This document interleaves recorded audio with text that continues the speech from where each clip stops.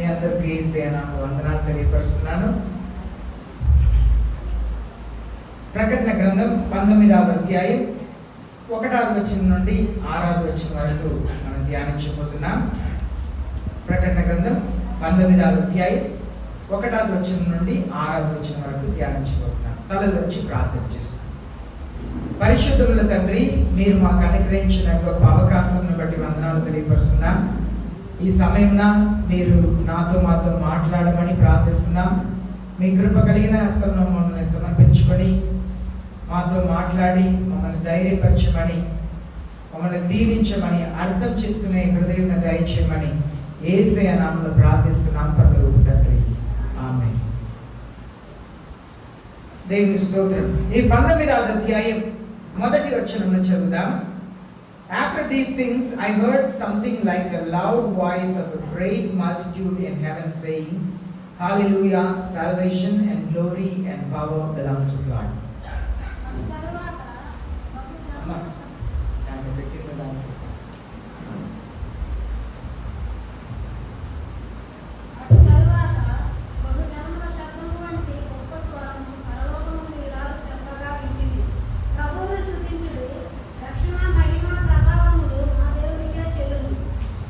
మనం చూస్తున్నాము ఈ 16వ అధ్యాయంలో 4 పర్యాయం 1వ వచనం నుండి 6వ వచనం వరకు 4 పర్యాయం హల్లెలూయా అని దేవుని స్తుతించే మాటలనే మనం చూస్తున్నాం.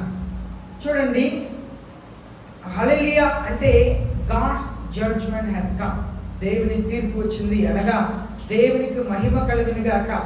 దేవుడు ఒక విషయం మీద విజయం పొందినప్పుడు, శత్రువు మీద విజయం పొందినప్పుడు పలికే పదమే హల్లెలూయా అంటారు. హల్లెలూయా అంటే ప్రైజ్ ద లార్డ్ అంటారు ఇంగ్లీష్లో.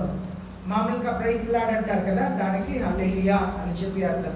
ఈ హల్లెలూయా అనే పదంని బైబిల్లో ఎలాంటి పరిస్థితిలో, ఎలాంటి సందర్భంలో వాడారు అని చెప్పి మనం చూస్తాము. హల్లెలూయా అనే పదం మొత్తమే బైబిల్ గ్రంథంలో 24 పర్యాయం మాత్రమే ఉంది.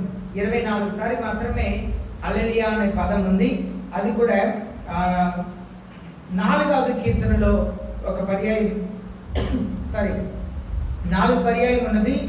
104వ కీర్తన 31వ అధ్యాయ వచనంలో ఒక పర్యాయం ఉన్నది. అలాగే ఇది పాత నిబంధన గ్రంథంలో 23 సార్లు ఉన్నది. అలాగే కొత్త నిబంధనలో ప్రకటన గ్రంథంలో మాత్రమే 19 సారి ఈ మాట ఉన్నది. అయితే ఈ మాటని హల్లెలూయా అని చెప్పి పలికినప్పుడు నేను ముందుగానే చెప్పి ఉన్నాను, హల్లెలూయా అనే పదం ఒక జయం పొందినప్పుడు వాడతారు. కానీ ఈనాడు ఆ పదంని ప్రతి విషయంలో వాడుతుంటారు. అందరూ లేచి నిలబెడతాం హల్లెలూయా, అందరూ కూర్చుంటాం హల్లెలూయా, పెద్దగా పాట పాడుతాం. ఆ పదాన్ని ఊత పద అంటారు కదా, దేనికి వాడతారని అర్థమే లేకుండా ఈనాడు క్రైస్తవులు వాడుతున్నారు. ఆ సేవకులైనా సరే, విశ్వాసులైనా సరే, అర్థమే లేకుండా కొన్నిసారి మనం జీవితంలో ఏమి చేస్తున్నామనే తెలియక చేస్తున్నాము అని చెప్పి యేసయ్య చెప్తున్నారు. యేసయ్యని సిలువ వేస్తున్నప్పుడు అక్కడ ఉన్న వాళ్ళందరూ కూడా యేసయ్యని కొరడంతో కొట్టారు కదా, సిలువ వేశారు. యేసయ్యని నిందిస్తున్నారు, హేళనం చేస్తున్నారు. నువ్వు సిలువ మీద నుండి దిగిరా అని చెప్పి చెప్తున్నారు. నువ్వు దేవుని కుమారుడు అయితే నిన్ను నువ్వు రక్షించుకో, మమ్మల్ని కూడా రక్షించు అంటున్నారు. కానీ యేసయ్య సిలువ మీద నుండి ఏం చెప్తున్నారు? తండ్రి, మీరు ఏం చేస్తున్నారో తెలియక చేస్తున్నారు. అయితే ఈనాడు కూడా క్రైస్తవ్యంలో చాలా మంది ఎందుకు కొన్ని పదములను వాడుతున్నారు అర్థం కాదు. కారణం ఏంటంటే, ఒకటి దాని గురించి అవగాహన లేకపోవటం. ఒక సేవకునికే బైబిల్ గురించిన, దేవుని గురించిన సరి అయిన అవగాహన లేకపోతే దేవుని పిల్లలకు సత్యంని ఎలా బోధించగలుగుతారు? ఇదే ఈనాడు చూస్తున్నా. బైబిల్లో హల్లెలూయా అనే పదం ఎందుకు వాడబడి ఉంది, ఎన్ని పర్యాయం వాడబడి ఉంది, ఎలాంటి సందర్భంలో వాడబడి ఉంది కొంచెం కూడా తెలియకనే అందరూ చెప్తున్నారు. విని విని నేర్చుకొని అందరూ హల్లెలూయా హల్లెలూయా, ప్రతి మాట హల్లెలూయా చెప్పటం. దానికే కొన్నిసారి మన వాక్యంను వింటున్న వారు కొందరు అనుకుంటారు, ఏంటి హల్లెలూయా ఏమి చెప్పట్లేదు అని చెప్పి. కారణం ఏంటంటే మేము చదువుకున్నాం. ఒకవేళ చదవకపోతే మేము కూడా 10 నిమిషాల్లో 10 హల్లెలూయా చెప్పి ఉంటాం, మేము 20 హల్లెలూయా చెప్పి ఉంటాం. మేము హల్లెలూయా అనే పదంని వాడుతున్నప్పుడు అది ఒక విజయం వచ్చిన పదం. దేవుడు ఒక గొప్ప కార్యం చేశారు అనే దాన్ని సూచనగానే హల్లెలూయా అనే పదంని వాడుతున్నారు. ఇప్పుడు మొదటి వచనంలో 2వ వచనం మనం చూస్తున్నాము. After these things I heard. After these things అంటే ఏంటి? ఇది జరిగిన తర్వాత. ఏది జరిగిన తర్వాత? 17వ అధ్యాయం 18వ అధ్యాయంలో ఏం జరిగిందని పోయిన వారు చూసాము.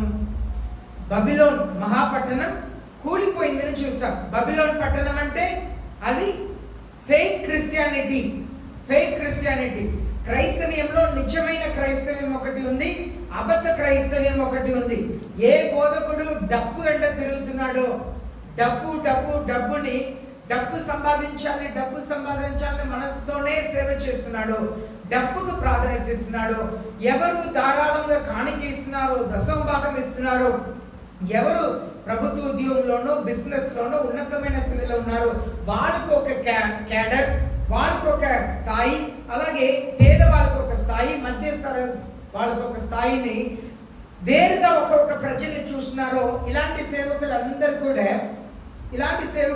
కూడా వాళ్ళు ఫేక్ క్రిస్టియానిటీని రన్ చేస్తున్నారని అర్థం, అబద్ధ క్రైస్తవ్యంని రన్ చేస్తున్నారని అర్థం. తమ కొరకు తాము ఆస్తి మీద ఆస్తి సమకూర్చుకొని, ఇప్పుడు సేవకులైన మేము మాకు ఆస్తి ఉండకూడదా అనగా, దేవుడు ఇచ్చిన వాటిలో నుండి దేవుని కొరకు వాడటం ఒకటి. మనకు మంచి తండ్రి తన పిల్లలకు ఆస్తిని మిగిలిచి వెళ్తారంట. మనకు మన పిల్లల కొరకు వాళ్ళు బాగుండాలని చెప్పి ప్రతి ఒక్క తండ్రి చేయవచ్చు. కానీ సంఘముని డబ్బు కొరకే రన్ చేయటం అనేది ఒక సంఘంని, ఒక సంస్థని డబ్బు కొరకే రన్ చేయటం, దానికి డబ్బు దీనికి డబ్బు, ముట్టుకున్న దానికంతా డబ్బుని సేకరించి లక్షలు కోట్లు పెట్టుకొని దాన్ని తీసి దేవుని పరిచర్యకు వాడరు. ఒక అవసరం వచ్చింది, దేవుని పరిచర్య వచ్చిందంటే ఉన్న వాటిని తీసి వాడరు. ఇంకా ఇవ్వండి అని చెప్పి కార్లు అంటారు. ఒకవేళ బస్సులు ఉన్నాయి, పేదవాళ్ళని ప్రయాణం చేయలేని వారి కొరకు వాడుకుంటే పర్లేదు. ఒక కుటుంబంలో ఒక కారు ఉంది, కారు అవసరం, ఓకే. ఆ కుటుంబంలో సేవకురాలు లేదు కుమారుడు, వాళ్ళు కూడా పరిచయంలో బిజీగా ఉంటున్నారు, సేవకుడు ఒక చోట్ల పరిచయంలో బిజీగా ఉన్నారంటే ఓకే, వాళ్ళకు ఒక కారు వీళ్ళకి ఒక కారు ఉంటే పర్లేదు. కానీ ఆశ కొరకు డబ్బు ఉండటం వలన 4 కార్లు 5 కార్లను మెయింటైన్ చేస్తా, ఈ రోజు ఆ కార్లో వెళ్ళామా, మధ్య రోజు మీటింగ్కి ఆ ఊరికి ఈ కార్లో వెళదాం అని గ్రామాలని బట్టి, పిలిచిన చోటుని బట్టి కార్ని మార్చుకొని వాడుకున్న సేవకులు లేకపోలేదు. ఎంత ఫేక్ క్రిస్టియానిటీ! దానికే క్రైస్తవ్యంలో ఈనాడు నిత్యమైన దేవుని కనుగొనలేకపోతున్నారు. దేవుని శక్తిని, దేవుని ప్రభావంని అర్థం చేసుకోలేకపోతున్నారు. అదే మనం 17వ అధ్యాయం 18వ అధ్యాయంలో చదివాం. ఈ ఫేక్ క్రిస్టియానిటీ క్రైస్తవులు దేవుని పిల్లల్ని దేవునికి దూరం చేసిన మాయమాలమైన మాటలతో దూరం చేసిన ప్రతి ఒక్కరు. ఈనాడు చూడండి, క్రిస్మస్ వచ్చింది అని చెప్పి ఇంటింటికి వెళ్ళి డ్యాన్స్లు ఆడుతుంటారు.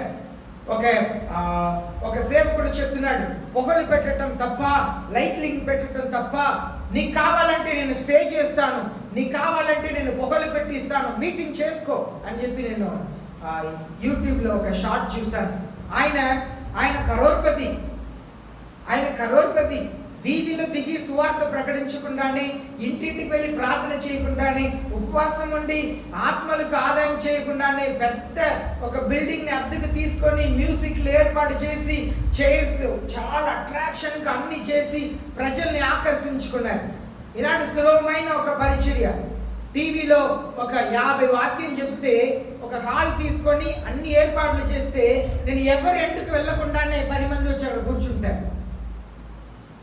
ఒక 6 నెలలు, సంవత్సరం పాటు నేను టీవీలో వాక్యం చెప్తున్నాను అనుకోండి, ఏమి చేయని అవసరం లేదు, ఎవరి ఇంటికి వెళ్ళ అవసరం లేదు, ఏ వీధిలో వెళ్ళి ప్రార్థన చేయ అవసరం లేదు, ఉపవాసం ఉండి ఆత్మల కొరకు ప్రార్థన చేయ అవసరం లేదు. సంవత్సరం పాటు నేను టీవీలో వాక్యం చెప్పి ఒక చోట్లో ఒక హాల్ తీసుకొని మంచి music, sound system, lighting, chairs అంతా పెట్టి టీవీలో పలానా ఊర్లో పలానా చోట్లో మేము ప్రార్థన స్టార్ట్ చేస్తున్నాం.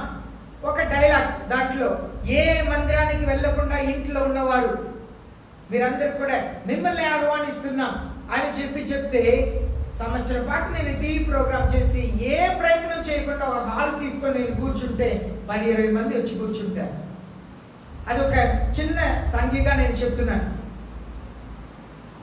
అదే సమయంలో సంవత్సరంలో ఒక 6 నెలలకు ఒకసారి ఒక మెగా పట్టణంలో ఒక పెద్ద మీటింగ్ ఒక గ్రౌండ్లో ఏర్పాటు చేసి చాలా అద్భుతమైన ఖర్చులు పెట్టి అడ్వర్టైజ్మెంట్స్ బాగా ఇచ్చి ప్రజల్ని భోగు చేస్తే అక్కడ 200 మంది 300 మంది ఈజీగా వస్తారు.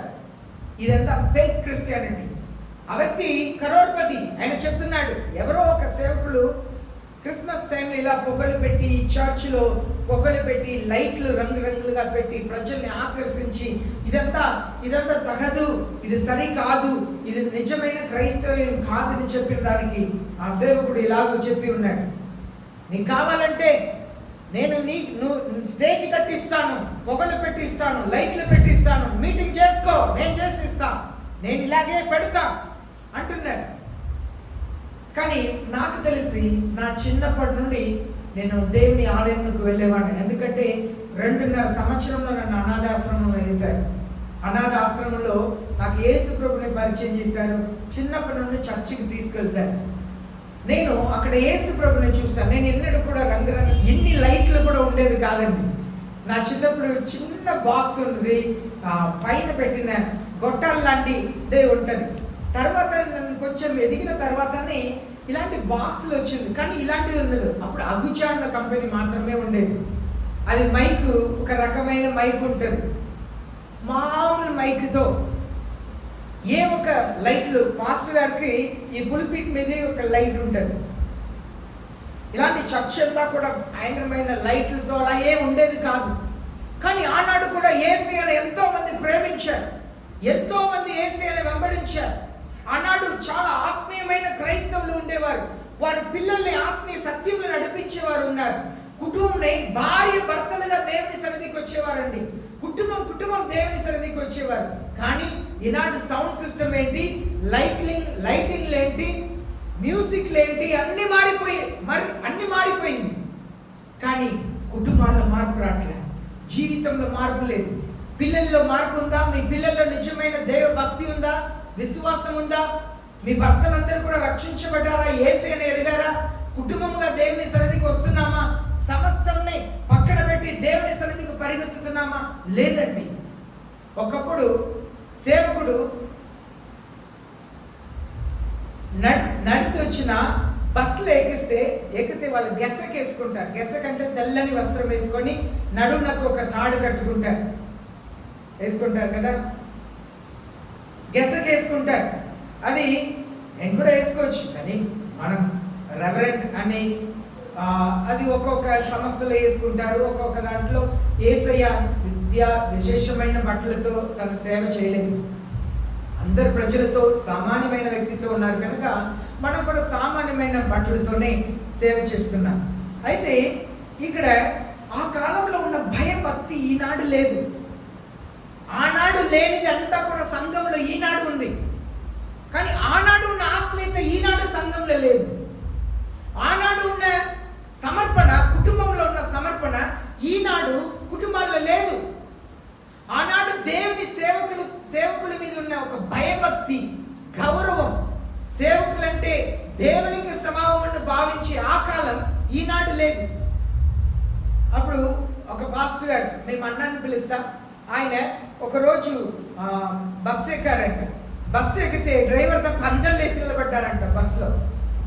తిరునెల్వేలి అని తమిళనాడులో నేను చదివిన పక్కన ఊళ్ళో ఆయన బస్సు ఎక్కితే గెస్సెక్ట్ చేశారంట. మామూలుగా ఉన్నప్పుడు ఫ్యాన్ షర్ట్తో ఉంటారు, ఎక్కడో వేరే చోటుకు వెళ్ళాలని ఆయన గెస్సెక్తో ఆ డ్రెస్తో బస్సులో ఎక్కితే డ్రైవర్ తప్ప అందరు బస్సులో లేచి నిలబడ్డారంట.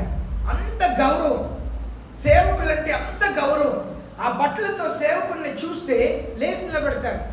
మా పిన్ని టీచర్గా చేసినప్పుడు ఆ స్కూల్లో చర్చ్ ఉంటుంది, హాస్పిటల్ ఉంటుంది, బ్యాంక్ ఉంటుంది, మొత్తం 5 హాస్టల్స్ ఉంటుంది. చాలా పెద్ద స్కూల్ మధ్యలో క్వార్టర్స్ ఉంది. దాంట్లో పాస్టర్ గారు వాళ్ళు కరస్పాండెంట్ ఇంటి నుండి చర్చికి ఆ దారిలో వెళ్తుంటారు. ఆయన అక్కడ వీళ్ళు ఇంటి ముందు కూర్చుంటే అక్కడ కనిపిస్తే లేచి నిలబెడతారు. ఆ పాస్టర్ గారు వీళ్ళు దాటి వెళ్ళిన తర్వాతనే చైర్లో కూర్చుంటారు. అంత ఒక గౌరవం. ఆనాడు ఉన్న దేవుని భక్తి ఈనాడు లేదు. ఆనాడు కూడా క్రిస్మస్ పండుగ చేయలేదా? చేసేవాళ్ళు. ఈనాడు కూడా చేస్తున్నారు. ఈనాడు అన్ని మారిపోయింది. ఈనాడు స్టేజ్ మీద ఉన్న వారు బట్టలనే చూడండి, వారి జుట్లనే చూడండి, వారి గడ్డమనే చూడండి, మారిపోయింది. సంఘంలో వచ్చేవారు, సంఘానికి వచ్చే వాళ్ళ బట్టలనే చూడండి. ప్యాంట్లు వేసుకొని చర్చికి వస్తున్నారు, టీషర్ట్లు వేసుకొని వస్తున్నారు. అమ్మాయిలు ఇటు వంగితే శరీరం కనపడేటట్లుగా బట్టలు వేసుకొని వస్తున్నారు. క్రైస్తవ్యం మారిపోయింది. ఇదే ఫాల్స్ క్రిస్టియానిటీ, అబద్ధ క్రైస్తవ్యం. నిజమైన క్రైస్తవంకు రంగుల అవసరం లేదు. భయభక్తి ఉంటే చాలు, దేవుని మీద భయం ఉంటే చాలు, దేవుడు అంటే గౌరవం ఉంటే చాలు. అందరూ ప్రతి ఒక్కరూ ఒకరోజు మరణిస్తామన్నది అందరికీ తెలుసు, అందరికీ తెలుసు. కానీ ఎలా ఉంటున్నామంటే నేను 2 రోజులు బ్రతికినా కూడా నేను ఇలాగే బ్రతుకుతాను అనే భావంతో బ్రతుకుతున్నా. మరణము తర్వాత తీర్పు అని దేవుని వాక్యం సెలవిస్తుంది. ఇక్కడ మనం చూస్తున్నాము. ఇలాంటి సందర్భం తర్వాతనే ఈ మాటను చెప్తున్నారు. After these things I heard something like a loud voice of a great multitude in heaven. పరలోకంలో ఇదంతా జరిగిన తర్వాత, అనగా ఈ దొంగ క్రైస్తవ్యం అంతా కూడా నశించిపోయిన తర్వాత, మాయమాలమైన క్రైస్తవ్యం అంతా నశించిపోయిన తర్వాత నేను ఒక గొప్ప స్వరమును వింటాను పరలోకంలో. ఏ స్వరం? హల్లెలూయా, salvation, glory, power belongs to God. హల్లెలూయా అన్నప్పుడు ఏం చెప్తున్నారంటే రక్షణ ఆయనది, మహిమ ఆయనది, ప్రభావం ఆయనది. దేవునికే ప్రభావం, మనుషులకు కాదండి, మనుషులకు కాదు. ఒక చోటకు వెళ్ళాం ఈ వారంలో. అక్కడ ఆ పాస్టర్ గారు వాక్యం చెప్పి దిగి వస్తున్నారు. మా వదినమ్మ వాళ్ళకు ఒక డేట్ కావాలి అని చెప్పి ఆయన కలవటానికి వెళ్తే, ఆయన చర్చ్ నుండి వచ్చిన వెంటనే 10 మంది, ఆయన చుట్టూ 10 మంది వస్తున్నారు. దగ్గరికి వెళ్ళలేకపోయారంట. కారు ఎక్కే చోట దాకా వెళ్తే ఆయన దగ్గర వెళ్ళలేకపోయారంట. చుట్టూ ప్రజలు. ఈనాడు యేసయ్య అందుబాటులో 24 గంటలకు ఉన్నారు. 24 గంటలు ఎప్పుడు మోకరించి ప్రార్థన చేసిన యేసయ్య అందుబాటులో ఉన్నారు, కానీ సేవకులు అందుబాటులో లేరు. తుపాకీలు పట్టుకొని తిరుగుతున్న సేవకులు ఉన్నారు. అనగా సెక్యూరిటీ పెట్టుకొని ఎవరైనా గన్ను చూస్తే వెళ్తారా? ఇలా భయంకరంగా నించున్న వాళ్ళని చూస్తేనే వెళ్ళం కదా. మళ్ళా రిసెప్షన్ జరిగింది. ఆ రిసెప్షన్లో అందరు కూడా భోజనానికి కూర్చున్నారు. భోజనం పెట్టట్లే వాళ్ళు. ఆ పాస్టర్ గారు వచ్చి స్టేజ్లో 5 నిమిషాలు గ్రీటింగ్ చెప్పిన తర్వాతనే భోజనం పెడతామంటున్నారు. నిజమండి, నిజం. ఆయన వచ్చి స్టేజ్ ఎక్కి 5 నిమిషాలు మాట్లాడిన తర్వాతనే భోజనం పెడతామన్నారు.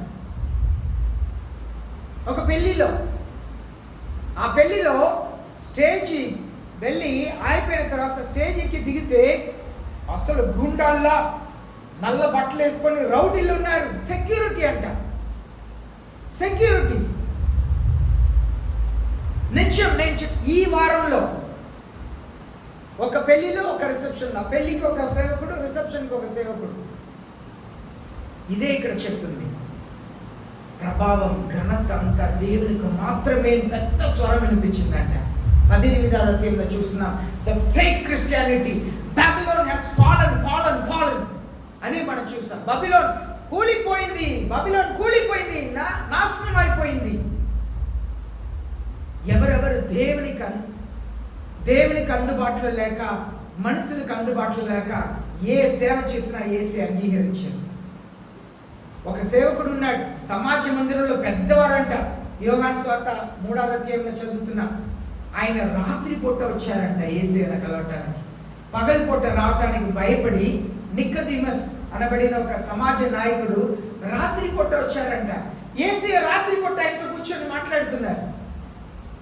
యేసయ్య ఎప్పుడు ఎవరు వచ్చినా అందుబాటులో ఉంటారు, అందరిని గణపరిచేవారు. Fake Christianity. ఈనాడు డబ్బు వచ్చిందా, హోదా పెరిగిందా, 1000 మంది విశ్వాసులు ఉన్నారా, మారిపోతారు మనుషులు. దాన్ని గురించే చెప్తుంది. ఇదంతా జరిగిన తర్వాత పరలోకంలో గొప్ప స్వరం, హల్లెలూయా. ఫేక్ క్రిస్టియానిటీ, దొంగ క్రైస్తవ్యం నశించిపోయింది. ఈనాడు స్టేజీల మీద ఎలాంటి ఆటాలు, క్రిస్మస్ అనే పేరు మీద ఇంటింటికి వెళ్ళి క్రిస్మస్ వచ్చింది, రకరకాల క్రిస్మస్ సంబంధమైన పాటలు పాడుతా, గంతులు వేస్తా, డాన్సులు చేస్తా, డ్రమ్ములు కొడతా సంతోషపడుతున్నారు. నిజముగా అక్కడ డాన్స్ వేసి సంతోషపడే వారందరూ కూడా యేసయ్య హృదయంలో పుట్టారు. నాలో ఉన్న పాపం తొలగిపోయింది, నేను పాపంలో జీవించేవాడిని, నా చూపు అపవిత్రమైన చూపు, నేను అమ్మాయిల్ని చూస్తే మోహపు చూపు చూస్తాను, అబ్బాయిల్ని చూస్తే మోహపు చూపు చూస్తాను, నాకు పేద వాళ్ళని చూస్తే, నేను నాకంటే బాగున్న వాళ్ళని చూస్తే విసపు చూపు చూస్తాను, నాకంటే చిన్న వాళ్ళని చూస్తే చిన్న చూపు చూస్తాను. నా చూపు మారిపోయింది. నా మాటలు గర్వంగా మాట్లాడతాను, వెక్కిరించి మాట్లాడతాను. నా మాట పారిపోయింది. నా హృదయంలో ద్వేషం ఉండేది, గర్వం ఉండేది.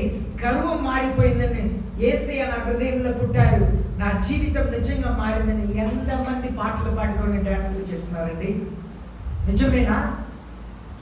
పాటలు పాడుకొని డాన్సులు చేసిన వారు, క్రిస్మస్ వచ్చింది, యేసయ్య పుట్టారు, ఎన్నెన్నో చెప్పుకొని డాన్సులు చేసే వారందరూ కూడా నిజంగా యేసయ్య జన్మించారు, నా పాప రోత జీవితం నుండి నేను మారిపోయాను. నిజముగా ఎంతమంది నిజమైన క్రైస్తవ్యం చేస్తున్నారు? ఆనాడు నక్షత్రం వచ్చి ఉదయించిందంట. యేసయ్య పుట్టిన చోట్లో ఆ నక్షత్రం వచ్చి ఆగిందంట. జ్ఞానులు చూసి ఆ నక్షత్రం చూసి ఆ ఇంటికి వచ్చారంట. నక్షత్రం అనేది దేవుని వాక్యం యొక్క స్వాతంత్ర్యం. ఈ దేవుని వాక్యం బైబిల్లోనే ఉంటుంది, కానీ ఈ దేవుని వాక్యం మన జీవితంలో లేదు. నక్షత్రం అనేది దేవుని వాక్యం యొక్క స్వాతంత్ర్యం. ఈ దేవుని వాక్యం బైబిల్లోనే ఉండిపోతుంది, కానీ ఈ దేవుని వాక్యం మన జీవితంలోనికి రావట్లేదు. ప్రజలు ఈ బైబిల్ని మన క్రైస్తవుల జీవితంలో చూడలేకపోతున్నారు. వాళ్ళు పట్టుకుంటున్న బైబిల్లో మంచి మాటలు ఉన్నాయి, కానీ ఈ మాటలు వాళ్ళ జీవితంలో లేదు. కనుక స్టారు, వీధిలో స్టారు, రోడ్డు మీద స్టారు, హోటల్లో స్టార్, హాస్పిటల్లో స్టార్, స్కూల్స్లో స్టార్, కాలేజీలో స్టార్స్, అన్ని చోట్ల, కొట్టు ముందు కూడా స్టార్, వ్యాపారంలోకి స్టార్, అన్ని చోట్ల స్టార్లు పెడుతున్నారు. కానీ యేసయ్య ఎక్కడ లేరు. స్కూల్లో లేరు, హాస్పిటల్ లేరు, కాలేజీలు లేరు, కొట్లు లేరు, గుడిలు లేరు, ఎక్కడ లేరు. ఈనాడు ఆ స్టార్కి విలువ లేకపోయింది. ఒకప్పుడు ఇంట్లో స్టార్ పెడితే క్రిస్మస్ వచ్చిందండి. మేము క్రైస్తవులం, యేసయ్య మా ఇంట్లో పుట్టారు, మా ఇంట్లో అందరిలో పుట్టారు యేసయ్య, మా ఇంట్లో అందరిలో యేసయ్య పుట్టారు.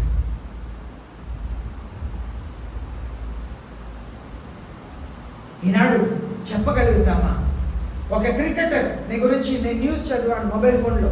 ఆ క్రికెటర్ చెప్తున్నారు, నా అత్తగారు ముస్లిం, నా మామగారు క్రిస్టియన్, నా తమ్ముడు హిందూ, నా అక్క అని చెప్పి ఒక్కొక్కరు వాళ్ళ ఫ్యామిలీ గురించి చెప్తున్నారు. ప్రతి ఒక్కరు ఒక్కొక్క రిలీజియన్లో ఉన్నారని చెప్పి పోయిన వారు నేను మొబైల్ ఫోన్లో ఒక క్రికెటర్ గురించి చదివాను.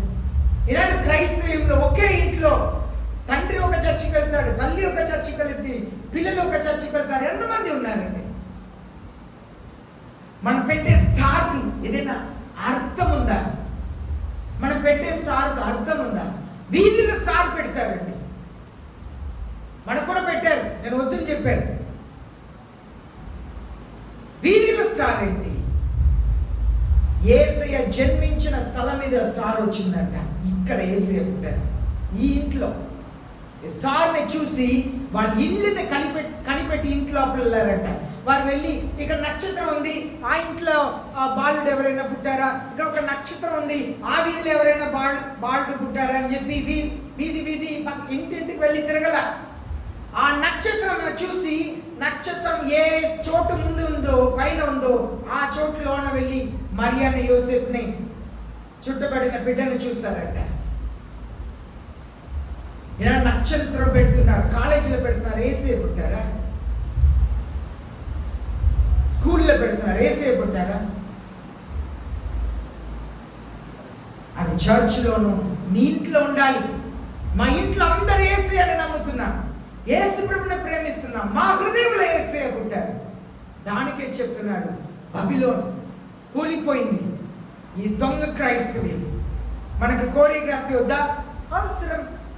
సంతోషముగా, దాంట్లో ఏమీ తప్పులేదు. దేవుని పిల్లలు దేవుని పండుగని సంతోషముగా చేసుకోవాలి. పిండి వంట చేయడంలో తప్పులేదు, కొత్త బట్టలు వేసుకోవటంలో తప్పులేదు. ఒకే ఒక వ్యక్తి పుట్టినరోజుకి లోకమంతా కొత్త బట్టలు వేసుకునే ఒకే పండుగ క్రిస్మస్ అండి. ఒక్క వ్యక్తి జన్మించాలని చెప్పి లోకంలో అందరూ కొత్త బట్టలు వేసుకునేది అది యేసయ్య పుట్టినరోజు. ఎందుకంటే బైబిల్ చెప్తుంది, మనకు ఒక కుమారుడు మనకు ఒక కుమారుడు అనుగ్రహించబడను. ఇంకొక పదం ఉంటుంది, మనకు ఒక కుమారుడు అనుగ్రహించబడింది, ఒక బాలుడు పుట్టారు మన కొరకు. మన కొరకు అంటే ఈ లోకంలో ఉన్న అందరి కొరకు. కనుక మన ఇంట్లో పిల్లలకు పుట్టినరోజు అంటే వాళ్ళకే బట్టలు తీస్తాం కదా, కానీ యేసయ్య పుట్టినరోజుకి మనం అందరు బట్టలు వేసుకుంటాం. అది నిజమైన సంతోషం.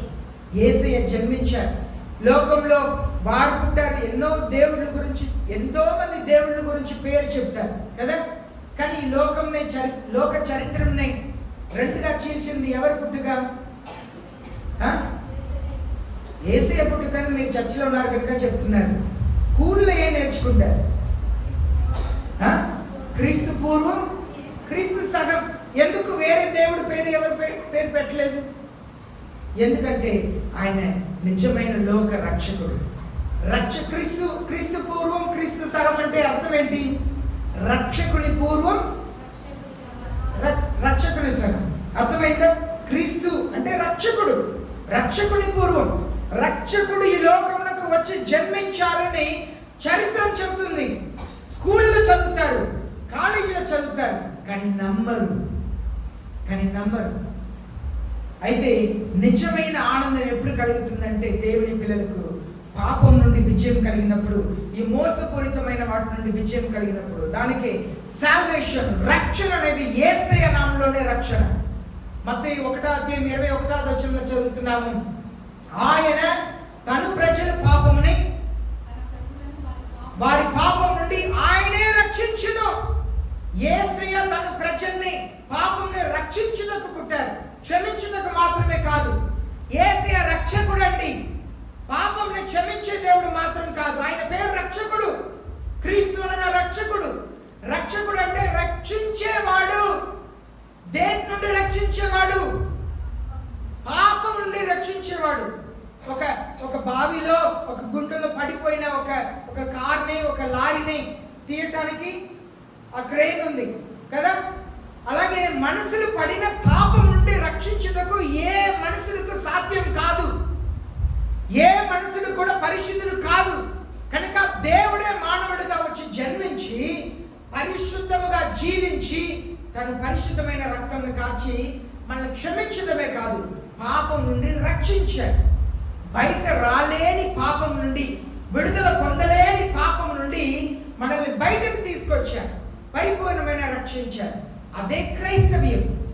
ఈనాడు క్రైస్తవులు ఎలా ఉన్నారు? చర్చిలో ఉంటారు, గుడిలో ఉంటారు, దర్గాలో ఉంటారు. నువ్వు క్రైస్తవుడు కాదు, క్రైస్తవురాలు కాదు. క్రైస్తవులు అంటే రక్షించబడిన వాడు. ఒక్కరే కాదు, ఎంతో మంది ఉన్నారు చెప్పకుండా. క్రైస్తవుడు అంటే పరిపూర్ణంగా రక్షించబడిన వాడు. అన్ని చోట్లకు తిరిగేవాడు కాదు. ఇక్కడ ఒక వారం, అక్కడ ఒక వారం, నెలలో ఒకటి తిరిగేవాడు కాదు. రక్షించబడినవాడు, పాపము నుండి పరిపూర్ణంగా రక్షించబడినవాడు. దానికే దేవుడే రక్షించేవాడు. గ్లోరీ, మహిమ ఆయనకు మాత్రమే మహిమ కలగాలి. మన ఎవరికి కూడా మహిమ ఘనత కలగకూడదు.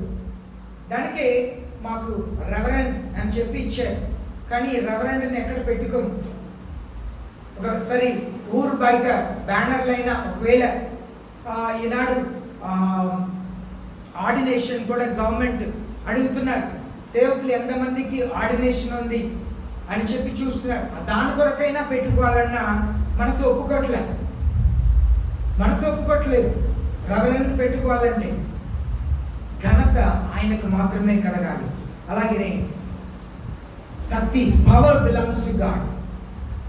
ఏమని ఉంది పవర్ అంటే? ప్రభావం ఆయనకే. ఆయన చేతి కిందే మనం ఉండుటకు ప్రయాసపడాలి. రెండవది వచనం, because his judgments are true and righteous, for he has judged the great harlot who was corrupting the earth with her immorality, and he has avenged the blood of his bondservants on her. Mic on చేసి పెట్టుకొని దగ్గర పెట్టుకొని చదవండి, మైక్లో చదవండి. ఆయన తీర్పులు సత్యములను న్యాయములై ఉన్నవి. తన వ్యభిచారంతో దూరమును చెప్పిన గొప్ప వేశ్యకు ఆయన తీర్పు తీర్చి తన దాసుల రక్తమును బట్టి దానికి ప్రతిదండన చేసింది. చూడండి, తన దాసుల రక్తమును బట్టి ప్రతిదండన చేస్తున్నారంట. ఎవరెవరు మోసపరుస్తున్నారో కనుకనే మనం భారంతో దేవుని సన్నిధిలో ప్రార్థన చేయాలి. అయ్యా, నేను మోసపరచబడకూడదు, నేను సరియైన సంఘంలోనే ఉన్నానా, నేను ఆత్మీయంగానే ఉన్నానా, నా పాపంని గురించి పరిశుద్ధాత్మ దేవుడు సంఘంలో హెచ్చరిస్తున్నారా? కొందరు పాపంనే ముట్టుకోరు, పాపంని గురించే హెచ్చరించారు. జస్ట్ ఒక మాట చెప్పి అలా సాటి వెళ్తూ ఉంటారు. ఎందుకంటే గాయపరచడం ఇష్టం ఉండదు. డాక్టర్ నేను ఆపరేషన్ చేయను అని చెప్తే లోన ఉన్నది తీయలేం. బయట ఉన్నది బాగుపడాలంటే ఆ గ్యాంగ్రీన్ని బాగు చేయాలి, కోయాలి, లోపల ఉన్న వాటిని బయట తీసి పారేయాలి, అప్పుడే బాగుపడుతుంది.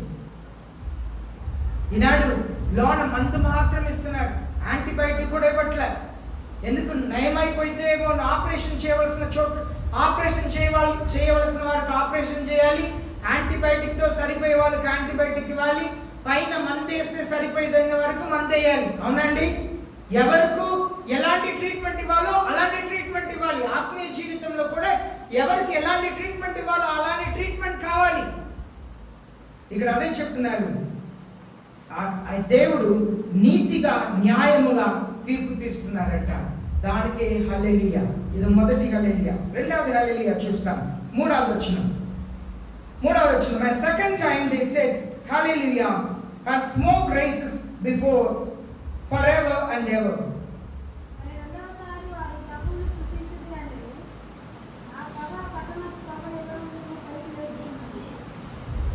రెండవ పర్యాయం హల్లెలూయా ఎందుకు చెప్తారంటే, ఆ తీర్పు తీర్చిన తర్వాత ఆ పొగ వెళుతా ఉంటదంట.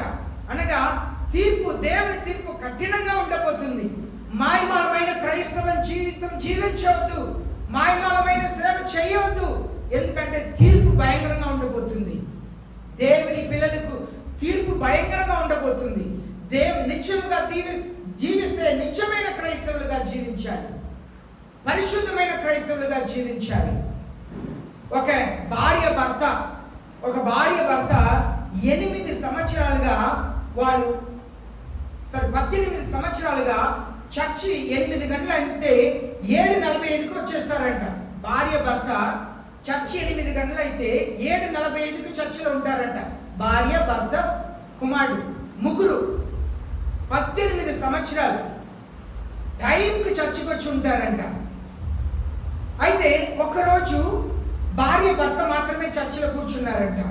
పాస్టర్ గారు వాక్యం చెప్పిన తర్వాత ఒక స్లిప్ రాసి పంపించారంట. ఆ పాస్టర్ గారు ఆ బలిపీఠ మీది అక్కడ ఆ స్లిప్ని పెట్టారంట. ఆ స్లిప్లో రాస్తుందంట, నాకు కొంచెం మాట్లాడటానికి టైం కావాలి అని చెప్పి ఆ పేపర్లో రాసి వాళ్ళ పేరు రాసి ఉందంట. పాస్టర్ గారు వాక్యం చెప్పిన తర్వాత వీళ్ళకి సమయం కావాలన్నారు, ఏదో సంఘంతో చెప్పాలంట, వాళ్ళకి సమయం ఇస్తున్నామని చెప్తే వాళ్ళు మైక్ పట్టుకొని మీరందరూ కూడా ఇప్పుడు చర్చ అయిన వెంటనే మీ ఇంటికి వెళ్ళకుండా మా ఇంటికి రావాలి అని చెప్పి పిలిచారంట. అందరూ కూడా చర్చ అయిపోయిన తర్వాత మా ఇంటికి వెళ్ళకుండా మీ ఇంటికి రావాలి, ఎందుకు అని అడగటం మొదలుపెట్టారంట. వాళ్ళు చెప్పారంట, మా కొడుకు పొద్దున చనిపోయాడండి, కానీ చనిపోయిన వాడిని బట్టి మేము ఏం చేయలేము, కానీ దేవుని బాధ పెట్టకూడదు కదా, దానికి అలాగే ఇంట్లో వచ్చేసి మేము చర్చకు వచ్చేసాము, కనుక మీరు అందరూ ఇంటికి రావాలి, సమాధి కార్యక్రమం చేయాలన్నారంట.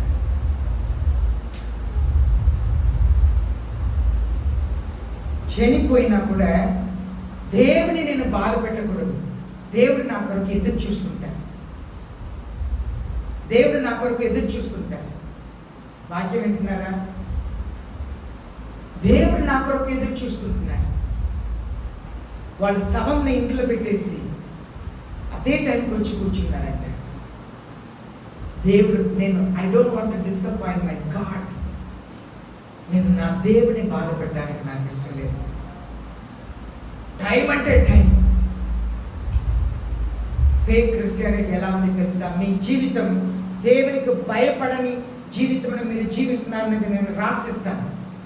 మీ బైబిల్ తీసుకొని మీ చివరి పేజీలో నేను రాసిస్తాను. మీరు దేవుని గణపరిచే విధానం బట్టి నేను రాసిస్తాను. మీరు దేవునికి ఎంత భయపడుతున్నారు, మీరు దేవునికి ఎంత ప్రాధాన్యత ఇస్తున్నారు. స్కూల్కి వెళ్తారు, అలాగే వెళ్తారా? మీ పిల్లలు 8 గంటలకు స్కూల్కి వెళ్తే మీరు 6 గంటలకు లేచి వంట చేస్తుంటారండి. మీ భర్త 8:30కు 7:30కు బస్సు ఎక్కాలంటే 6 గంటలకు లేచి వంట చేస్తుంటారు, అవునా? కానీ చర్చ్ 9 గంటల కంటే 8 గంటలకు నిద్ర లేచి నిదానంగా వంట చేసుకొని చర్చిలో ప్రార్థన చేసి పాట పాడుతున్నప్పుడు అప్పుడు స్నానానికి వెళ్ళి స్నానం చేసి 30 గంట తర్వాత నిదానంగా వస్తుంటారు. మీ భయభక్తి అంతే. You are a fake Christian. I tell you in Jesus name. Yesayya నామములో నేను చెప్తున్నాను, నువ్వు ఒక దొంగ క్రైస్తవుడు రాదు, దొంగ క్రైస్తవుడు. దేవుని భయం నీలో నిజంగా లేదు. ఒకవేళ నువ్వు ఎక్కడో దూరంలో ఉన్నావు, నీకు ఆటో దొరకలేదు, ట్రాన్స్పోర్టేషన్ లేదు, ఒకవేళ వృద్ధాప్యంలో ఉన్నారు, ఉదయకాలంలో లెగలేకపోతున్నారు, ఇంట్లో మీకు సహాయం చేసి పెట్టేవారు లేరు, దేవుడు క్షమిస్తారు. కానీ అన్ని అవకాశాలు ఉన్నా కూడా ఇష్టానుసారికి బయలుదేరి వస్తున్నావు కదా, నిన్ను మోసం చేసుకుంటున్నావు. క్రైస్తవురాలు నువ్వు అనుకుంటున్నావు, నువ్వు ఊహించుకుంటున్నావు, కానీ నువ్వు నిజమైన క్రైస్తవురాలు కాదు. దేవుని ప్రజలు దేవునికి భయపడతారు, దేవుని సన్నిధికి భయపడతారు, వణుకుతారు, దేవుని సన్నిధిలో పశ్చాత్తాపడతారు. అయ్యో, నేను దొంగ క్రైస్తవుడినా, నేను నిజమైన క్రైస్తవుడు కాదా? ఒకవేళ నేను పాపముని చేయిస్తూ ఉండవచ్చు, కానీ నీ చిల్లర బుద్ధి ఎలా మాట్లాడాలి తెలియదు. గాయపరిచే మాటలు, నోరుపితే ఒకరి మనసు గాయపరచటమే. నీ మాటలు గాయముని కట్టే మాటలుగా ఉండాలి, గాయములకు మందు వేసే మాటలుగా ఉండాలి, గాయముని రేపే మాటలుగా ఉండకూడదు. మాటలు పొడిసి మాట్లాడేటట్లుగా మాట్లాడుతున్నావా? నువ్వు మారని ఒక క్రైస్తవుడా. నిన్ను నువ్వు మోసపరుచుకుంటున్నావు. నువ్వు బాప్తిసం తీసుకొని ఉండవచ్చు, ప్రభు బలలో పాలు పొందుతూ ఉండవచ్చు, కానీ నువ్వు నిజమైన క్రైస్తవురాలు కాదు, నిజమైన క్రైస్తవుడు కాదు. మాటలు ఆశీర్వాదకరంగా ఉండాలి ఎదుట వ్యక్తితో. నేను ఒక సేవకుడు కనుక కొన్నిసార్లు మీతో ఆపరేషన్ చేయవలసిన వారికి ఆపరేషన్ చేసేటట్లుగా మాట్లాడాలి, యాంటీబయాటిక్ ఇవ్వవలసిన వారికి నేను అలాంటి మాట్లాడాలి, మందేస్తే చాలంటే అలాంటి వారితో మందేస్తే మాట్లాడాలి. కొందరితో ప్రేమతో మాట్లాడితే బాగుపడతారంటే వాళ్ళతో ప్రేమతో మాట్లాడాలి. అందరికీ సమానమైన ట్రీట్మెంట్ ఉండదు. కానీ నువ్వు సేవకుడిని నువ్వు గాయపరుస్తున్నావు అనుకో, నిన్ను ఏం చెప్పాలి? నిన్ను ఏ లెక్కలు పెట్టాలి? పొరుగువాడిని నువ్వు గాయపరచటమే నువ్వు మంచి క్రైస్తవురాలు కానప్పుడు, దేవుని సేవకుని నువ్వు గాయపరిస్తే నువ్వు ఎలాంటి క్రైస్తవుడిగా ఉంటావు, క్రైస్తవురాలుగా ఉంటావు? ఇదే క్రైస్తవ్యంలో నిన్ను నువ్వు మోసపరుచుకుంటున్నావు అని అర్థం. మోసపూరితమైన క్రైస్తవ జీవితం నేను జీవిస్తున్నావు, కానీ నువ్వు గ్రహించలేకపోతున్నావు. నువ్వు అనుకుంటున్నావు, నేను మంచి క్రైస్తవుడిని, నేను మంచి క్రైస్తవురాలని. నీ పిల్లల్ని గాయపరచవలసిన చోట్ల గాయపరచవు. అదే ఒక మాట చెప్పారు కదా ఆరాధన వాక్యంలో, ఒక సేవకుడు చెప్పినప్పుడల్లా, నేను చిన్నప్పుడు అలాగే ఉన్నానులే, మారుతాడులే ఆయన వచ్చాడంట. ఈ పరిచర్య పాస్టర్ పరిచర్య పాడైందంట. పిల్లల్ని ఎక్కడ ఆపరేషన్ చేయాలో ఆపరేషన్ చేసి తీయాలి. ఎక్కడ ఇలా ట్రీట్మెంట్ ఇవ్వాలి. ప్రార్థన మాత్రం చాలదు. నేను ఉపవాసం ఉంటున్నాను, నేను ప్రార్థన చేస్తున్నా అంటే చాలదు. ఈనాడు కొట్టితే టీచర్ని పోలీసులు వేస్తున్నారు. మా కాలంలో కొట్టితే ఎవరు వచ్చి అడగరు. మేమంటే అనాథాశ్రమంలో ఉన్న హాస్టల్లో కొడతారు, స్కూల్లో కొడతారు. స్కూల్లో ఇంటి నుండి వచ్చే వాళ్ళని అక్కడ కొట్టినా ఇంటి నుండి పేరెంట్స్ కూడా రారండి, తల్లిదండ్రులు వచ్చి అడగరు. ఇక్కడంతా ప్రిన్సిపల్ అంటారు కదా, అక్కడ హెడ్ మాస్టర్ అంటారు. హెడ్ మాస్టర్ రూమ్ ముందు నిలబడాలంటే పేరెంట్స్ వణుకుతారు. ఈయన టీచర్ దెబ్బ వేస్తే టీచర్ని చంపుతున్నాడు, కత్తితో పొడుస్తున్నారు. టీచర్కు భయం. మా బాబు చెప్తున్నాడు, ఒక టీచరు ఒక అబ్బాయిని చంప మీద కొట్టాడు. నెక్స్ట్ డే పోలీసులు వచ్చి అరెస్ట్ చేసి తీసుకుని వెళ్ళారంట. ఈడు స్కూల్లో పిల్లల్ని చదవమని చెప్పి చూసుకోవటానికి కొందరిని పెట్టి స్టాఫ్స్ అందరూ కూడా పోలీస్ స్టేషన్కి వెళ్ళారంట ఆయన తీసుకురావడానికి. ఒక దెబ్బ వేస్తే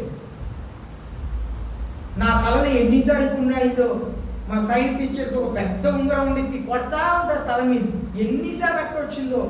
ఒక్కొక్కసారి నాకు భలే కోపం వచ్చింది. బలం ఉంటే ఆయన కొడతాము. ఆయన కొడితే మమ్మల్ని హాస్టల్లో కొడతారు, మమ్మల్ని ఉండనీయరు. అలాంటి కాలం ఒకటి ఉండేది. అలా క్రమశిక్షణ చేసేవారు కనుక ప్రతి ఒక్క విషయంలో ముందు జాగ్రత్త ఆలోచన చేస్తున్నారు. పనికి వచ్చే వాళ్ళని ఒక మాట చెప్తే పని మానేస్తారండి. అంటే ఏ పని అయినా సరే, కట్టుమాన పని అయినా ఒక మాట గట్టిగా మాట్లాడి మటర్ రోజు మానుకుంటారు. కాలం మారిపోయింది, క్రైస్తవ్యం కూడా మారిపోయింది. నువ్వు దేవునికి ప్రాధాన్యత ఇస్తున్నావు అంటే సమయంలోకి దేవుని సన్నిధికి రావాలి, సమయంలోకి పరిగెత్తాలి. అక్కడే నీ లక్షణం తెలిసిపోతుంది. నువ్వు ఎంత పరిశుద్ధురాలివి, నువ్వెంత పరిశుద్ధుడివి, ఎంతగా దేవునికి వణుకుతున్నావు, దేవుని అంటే ఎంత భయం కలిగి ఉన్నావు అని తెలిసిపోతుంది. 4వ వచనం చదువుతాను. 4వ వచనం చదువుతాను. And the 24 elders and the 4 living creatures fell down and worshipped God who sits on the throne, saying, Amen, Hallelujah.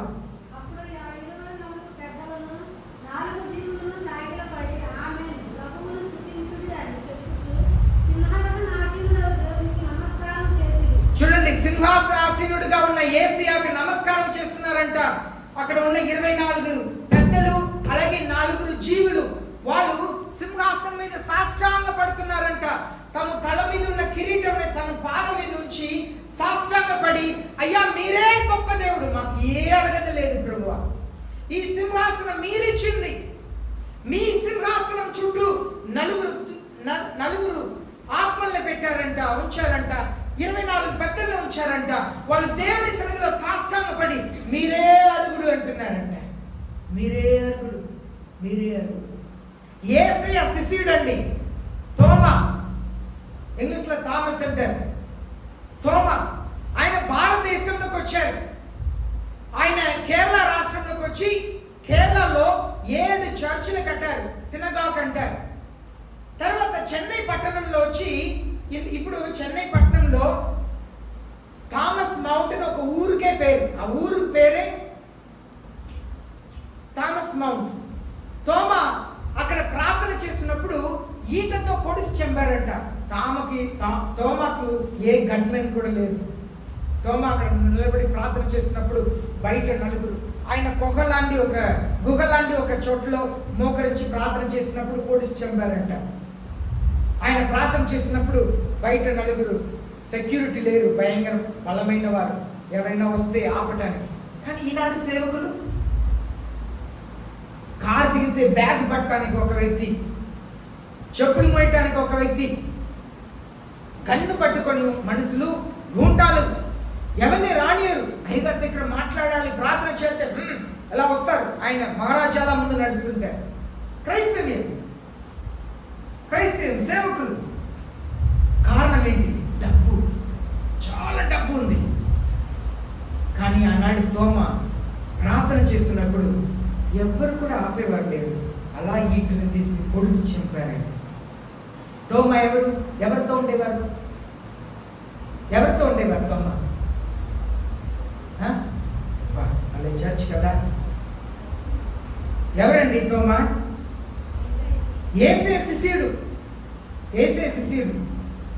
కానీ సామాన్యమైన జీవితం జీవించారు. ఇదే నిజమైన క్రైస్తవ్యం అండి. సేవకులు ప్రతి ఒక్కరు కూడా ఇలాగే ఉండాలి. నలుగురు వచ్చి సేవకుడిని కొట్టాలంటే సేవకుడు దానికి కూడా అందుబాటులో ఉండాలి. రోడ్డు మీద వెళ్తున్నాడు, ఈ సేవకుడిని కొట్టడానికి స్కెచ్ చేసే జీవితం జీవించకూడదు. ఈ సేవకుడు చుట్టూ మనుషులు ఉన్నారు, ఈయన్ని కొట్టాలంటే, ఈయన్ని తన్నాలంటే ఏం చేయాలి? సేవకుడు ఏసీ అందరికి అందుబాటులో ఉన్నారు. పరలోకపు తండ్రి సమయం రాలేదు కనుక ఆయన రాలేయకపోయారు. పరలోకపు తండ్రి సమయం రాలేదు కనుక కొండ మీద నుండి త్రోసివేయకపోయారు. అవునండి పాస్టర్ గారు, అలాగే ఉందా బైబిల్లో? పాస్టర్ మాకే అనుమానం, బైబిల్లో ఉందా లేదా పాస్టర్ గారు చెప్తున్నారు.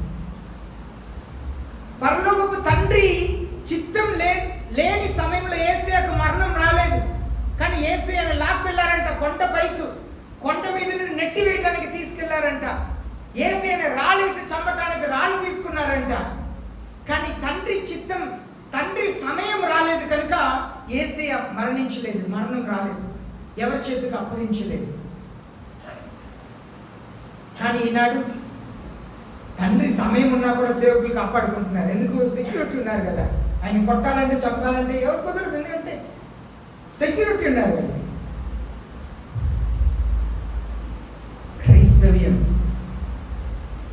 క్రైస్తవ్యం ఒకవేళ కొంతమందికి అనిపించింది, ఎందుకు విమర్శిస్తున్నారు? వాక్యం అంతా జాగ్రత్త వాక్యం చదువు. ప్రకటన గ్రంథం ఏం చెప్తుందని? దేవునికే ఘనత. సింహాసనం చుట్టూ ఉన్న ఆ 24 పెద్దలు, 9 జీవులు సాష్టాంగపడి దేవుని సన్నిధిలో మీకే ఘనత, మీకే మహిమ, మేమేమి కాదు అని చెప్పి తాము తగ్గించుకుంటున్నారంట. హల్లెలూయా, మీరు జయించారు అని చెప్తున్నారంట. 5వ వచనం చదువుతాం. 5వ వచనం. మరియు దేవుని దాసులారా, ఆయనకు భయపడు వారులారా, కొద్దివారేమి గొప్పవారేమి మీరందరూ ఆయన్ని స్తుతించుడి అని చెప్పుచున్న ఒక స్వరము సింహాసనం వద్ద నుండి వచ్చును. సింహాసనం దగ్గర నుండి ఒక స్వరం వస్తుందంట. చిన్నవారేమి గొప్పవారేమి అందరు దేవుని స్తుతించండి. ఎన్నడూ కూడా మీ ఆర్థిక స్థాయిని బట్టి మీరు అంచనా వేయవద్దు మీ జీవితంలో. మీ జీవితం చాలా విలువైనది. కారణం ఏం తెలుసా? మీరు యేసే రక్తం చేత కొనబడ్డారు, యేసే రక్తం చేత మీరు కడగబడ్డారు. కనుకనే మీరు విలువ కలిగిన వారు. నాకు బ్యాంక్ బ్యాలెన్స్ లేదు, డబ్బు లేదు, మంచి ఇల్లు లేదు, మంచి బట్టలు లేదు, అది కాదు నువ్వు నిర్ణయించవలసింది. నువ్వు దేవుని దృష్టిలో గొప్పవారు. బాప్తిసం ఇచ్చే యోగాన్ని గురించి చేసే చెప్తారు. దేవుని దృష్టిలో గొప్పవారు. He was great in the sight of God. దేవుని దృష్టిలో గొప్పవారంట. బాప్తిసం ఇచ్చే యోగానికి ఏముంది అనుకుంటున్నారు? ఆయనకు ఒక బ్యాగ్ ఉండేదండి. సరేనా? వింటున్నారు అందరూ? ఏముండేది? ఆ బ్యాగ్లో 15 ముత్యాలు ఉంటుంది. సరేనా? ఒక 50 బంగారు నాణ్యాలు ఉండేది, ఒక 100 వెండి నాణ్యాలు ఉండేది. ఓకేనా? దాన్ని ఎప్పుడు వేసుకుని వెళ్తారు కనుక ఆయన దేవుని దృష్టిలో గొప్పవాడు కదా. ఏసీ ఏం చెప్పారు? సన్నటి వస్త్రంలో ధరించుకునే వాళ్ళు సింహాసనంలో రాజ్యభవనంలో కూర్చున్నారు. మేక చర్మంని కప్పుకునేవాడు ఎడారిలో ఉన్నాడు. దేవుని దృష్టిలో వాళ్ళు కాదు, ఆయన గొప్పవాడంట. క్రిస్మస్కి బట్టలు కొట్టడానికి డబ్బు లేదా? బట్టలు కొనలేదా? బాధపడద్దు. కొనిన వాళ్ళ గురించి అసూయపడవద్దు. ఒకవేళ కొనలేకపోయినా నువ్వేం తక్కువ వ్యక్తి కాదు దేవుని దృష్టిలో. నువ్వు దేవుని దృష్టిలో గొప్ప వ్యక్తిగా ఉంటావు. నీ పరిశుద్ధతని కాపాడుకుంటే కొత్త బట్టలు, మంచి బట్టలు ధరించుకొని హృదయంలో పాపంతో ఉంటే దేవుని అసహించుకుంటారండి. నిన్ను అసహించుకుంటారు, నీ బట్టల్ని అసహించుకుంటారు. కానీ నీ హృదయం పరిశుద్ధంగా ఉండి చినిగిపోయిన బట్టలని, పాత బట్టలను వేసుకొని కూర్చున్న యేసయ్య కనపరిచేది. యేసయ్య దృష్టిలో గొప్పగా ఉండేది నువ్వే. కనుక బట్టలు లేదు అని చెప్పి బాధపడవద్దు.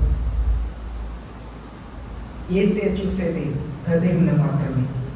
కనుక చిన్నలేమి పెద్దలేమి అందరు దేవుని స్తుతించాలి. అయ్యా, నాకు పరిశుద్ధతనే, నీతి అనే వస్త్రం ఇచ్చాడు, మీకు వందనాలు. రేమండ్ షాప్లో మంచి బట్టలు నేను కొనవచ్చు, కానీ పరిశుద్ధతనే యేసయ్య మాత్రమే ఇవ్వాలి. యేసయ్య కావాల్సింది ఈ బట్టలు కాదు, యేసయ్య కావాల్సింది నీతి అనే పరిశుద్ధ వస్త్రం. మన కొత్త బట్టలు వేసుకొని దేవుని సన్నిధికి రావచ్చు, కానీ నీతి వస్త్రం ధరించుకొని వచ్చే వాళ్ళని పరిశుద్ధాత్మ దేవుడు ఉంటారు. సాతానుడు లోపల చీకటి ఉంది, దురాత్మ ఉంది, కానీ అందమైన బట్టలు వేసుకుని రావడంలో ప్రయోజనం ఉందా? చీకటిని పట్టి చేతితో కప్పినట్లుగా, చీకటిని రైమన్ బట్టలతో కప్పినట్లుగా, కోటేసి కప్పినట్లుగా కదా, దురాత్మకు కోటేసినట్లుగా. ఎవరైనా వేస్తారా దురాత్మకు? వేస్తారండి. కానీ ఈనాడు మనుషులు చాలా మంది వేసుకుంటున్నారు. మనకు కావాల్సింది పరిశుద్ధాత్మ దేవుడు. నువ్వు కోట్ వేసుకో, నీలో నీతి ఉంటే పరిశుద్ధాత్మ దేవుడు ఇష్టపడతాడు. నువ్వు పట్టు చీర కట్టుకో, విలువైన ఆభరణాలు ధరించుకో. నేను అన్నట్టు కూడా సంఘంలో నువ్వు ఆభరణాలు తీసేయి, పొట్టి తీసేయి చెప్పను. నువ్వు బయట వేసుకొని చర్చిలో నువ్వు వేసుకుంటా వస్తేనే తప్పుని చెప్తాను. బయట వేసుకుంటా లోన కూడా వేసుకో, తప్పులేదు. వేసి ఎదుట ఉన్న పాటన రమ్మన్నారు వేసే, అంతే తప్పుడు చెప్తాను. కానీ నువ్వు చర్చిలో వేసుకోకూడదని నేను చెప్పాను. కానీ దేవుని పిల్లలు, దేవుని ఇష్టపడేవారు సమస్తంనే దేవుని కొరకు, దేవుడు check out everything for God. దేవుని కొరకు సమస్తంని తీసి చెత్తగా వెంటగా ఇస్తారంట. మనం విలువైనదిగా వేసుకుంటాం కనుక మెడలో వేసుకొని వస్తాం. అది విలువ లేనిది అనుకుంటే దానికి ప్రాధాన్యత ఇవ్వు. అది తప్పు కాదు, దేవుడు అంగీకరించడం కాదు, తృణీకరిస్తాడని కాదు. వేసి ఎవరినైనా అంగీకరిస్తాడు. నీకు కావాల్సింది పరిశుద్ధమైన హృదయంతో నీతి అనే వస్త్రాన్ని ధరించుకొని మంచి హృదయంతో బంగారం వేసుకోండి. వేసే మనల్ని ప్రేమించరా? మనల్ని కౌగిలించుకుంటారు, మనల్ని ప్రేమిస్తారు. పరిశుద్ధ ఆత్మదేవుడు మీలో ఉంటారు. మీ బట్టల్ని బట్టి కాదు, మీ బంగారాన్ని బట్టి కాదు, మీ పరిశుద్ధతను బట్టి సంతోషంగా పరిశుద్ధాత్మ దేవుడు మీలో ఉంటారు. కనుక వేసుకోవటంలో, బంగారం వేసుకోవటంలో తప్పులేదు, పూలు వేసుకోవటంలో తప్పులేదు. నేను చెప్పేదంతా కూడా బైబిల్ చెప్పేది ఏంటంటే, మీ ఇంట్లో అలంకారంగా ఉండండి. వీధిలో వెళ్తేప్పుడు అలంకారంగా ఉంటున్నారు, ఇంట్లో వెళ్తున్నప్పుడు 24 గంటలు నైటీలో ఉంటారు, జుట్టు తలదూవరు, భయంకరంగా ఉంటారు. అదే బైబిల్ చెప్తుంది. మీ భర్త ఎదుట మంచిగా ఉండండి, మీ కుటుంబంలో అందంగా కనపడండి, బయట మనుషుల కొరకు కాదు. అదే బైబిల్ చెప్తుంది. మన మనుషుల కొరకు మనల్ని మనం అలంకరించుకోవటం కాదు, దేవుని కొరకు మనల్ని మనం అలంకరించుకోవటం. చిన్నవారేమి పెద్దవారేమి అందరూ దేవుని స్తుతించారు. ఎవ్వరు గొప్పవారు కాదు, దేవుని దృష్టిలో అందరు సమానం. ఇశ్రాయేలు ప్రజలకు దేవుడు ఒక ఆహారం ఇచ్చారు 40 సంవత్సరాలు. ఏ ఆహారం ఇచ్చారు? దాని పేరేంటి? మన్నా. మన్నాని దేవుడు చెప్పారు ఒక కొలత ప్రకారం తీసుకోమన్నారు. సరేనా? ఒక ఉదాహరణగా ప్రతి ఒక్కరు కూడా 5 కిలో తీసుకోమన్నారు. కొంతమంది 7 కిలో తీసుకున్నారంట, కొంతమంది 10 కిలో తీసుకున్నారంట, కొందరు 3 కిలో తీసుకున్నారంట, కొందరు మేము ముసలి వాళ్ళం మేమేం చేస్తాము 2 కిలో తీసుకున్నారంట. అందరు ఇంటికి వచ్చిన తర్వాత కొలత వేస్తే 10 కిలో తీసుకున్న వాళ్ళు 5 కిలోనే ఉందంట, 2 కిలో తీసుకున్న వాళ్ళు కూడా 5 కిలోనే ఉందంట. బైబిల్లో ఉంది. మన్నా సమానంగా ఉందంట. దేవుడు చెప్తారు, ఈ రోజు మన్నా ఈ రోజు తినండి, రేపు వస్తే పురుగులు పెట్టి తిని. కొందరు మాట వినలే. రేపు ఒకవేళ మన్నా రాకపోతే, దేవుడు ఒకవేళ నిద్రపోతే, రేపు ఒకవేళ ఆకాశాలకు తెరవకపోతే, రేపు ఒకవేళ మన్నా రాకపోతే అని చెప్పి మన్నాన్ని నెక్స్ట్ రోజు కూడా ఉంచుకున్నారంట. ఉదయకాలం రేసి చూస్తే అంత పురుగులు పట్టిందంట.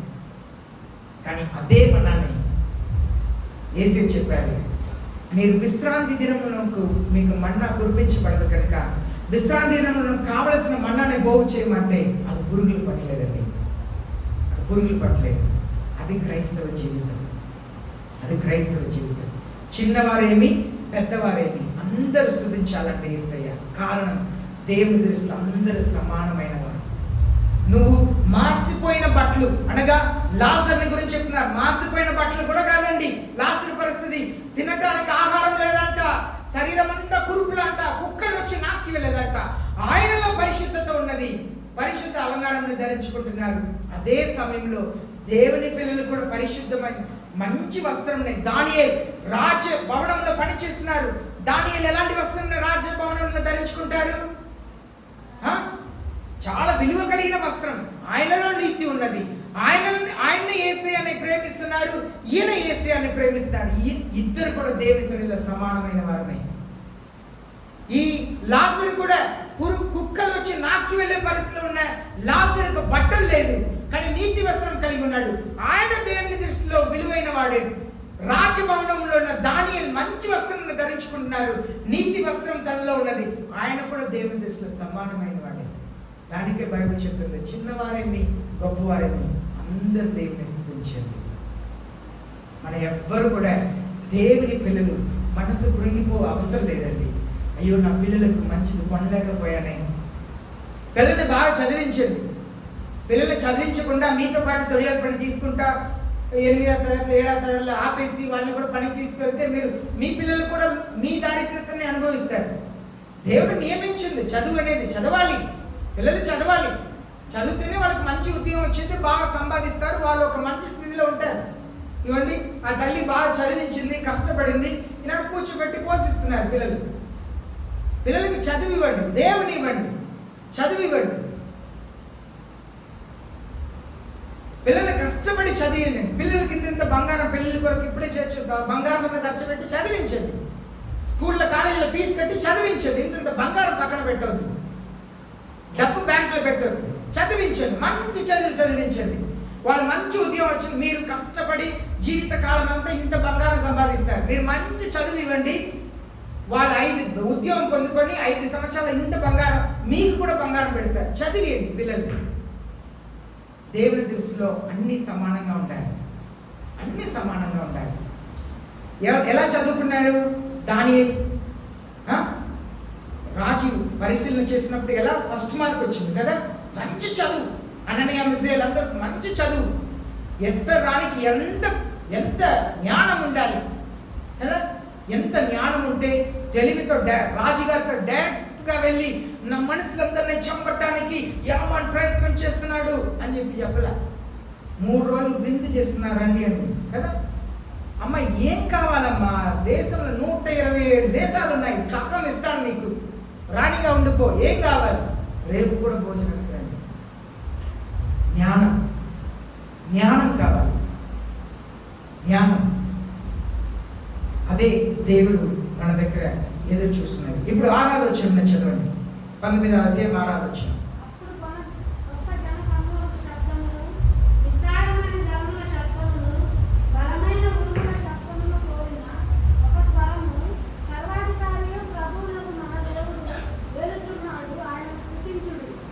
ఇప్పుడు ఒక గొప్ప జనం అంట, రక్షించబడిన ప్రజలందరూ జలముల వలె భయంకరమైన శబ్దం బిగ్గరగా చెప్తున్నారు, హల్లెలూయా అంటున్నారు.